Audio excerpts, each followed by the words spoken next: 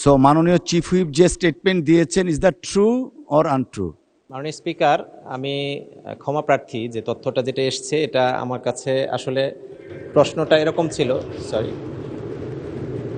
মাননীয় স্পিকার, গত 9/4/26 তারিখে বাংলাদেশের বগুড়া এবং শেরপুরে দুটি উপনির্বাচন হয়েছে।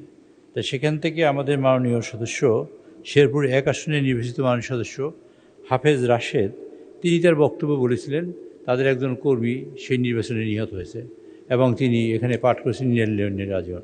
মাননীয় স্পিকার, পরবর্তীতে জানা গেছে সেই কর্মী নিহত হয় নাই এবং তিনি জীবিত আছেন।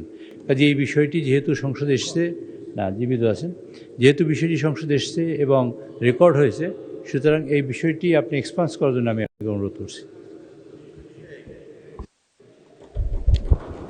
ধন্যবাদ মাননীয় সদস্য। রাশেদ সাহেব আছেন এখানে? সো মাননীয় চিফ হুইপ যে স্টেটমেন্ট দিয়েছেন, is that true or untrue? জি, রাশেদ সাহেবকে একটু দিবেন প্লিজ। মাননীয় স্পিকার, আমি ক্ষমা প্রার্থী যে তথ্যটা যেটা এসছে এটা আমার কাছে আসলে প্রশ্নটা এরকম ছিল। সরি।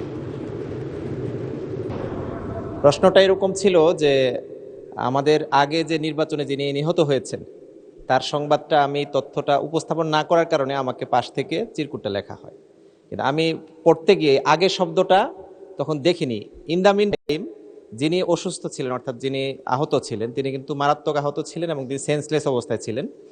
আমার কাছে ইনফরমেশনটা এরকম মনে হয়েছিল যে ওনার কথাটাই বলা হয়েছে। তো পরবর্তীতে আমি নোটিশ দিতে চেয়েছিলাম, কিন্তু কোনো কারণে আমি দিতে ভুলে গেছি আর কি। সরি। ধন্যবাদ মাননীয় সদস্য। সো মাননীয় চিফ হুইপ, এটা এক্সপান্স করা হলো। At the same time all the members, honourable members, আমরা যখন মহান সংসদে যে কোনো স্টেটমেন্ট দেই, আমরা নিজেরা ক্লারিফিকেশন করে মহান সংসদে উপস্থাপিত করব ভবিষ্যতে। ধন্যবাদ সকলকে।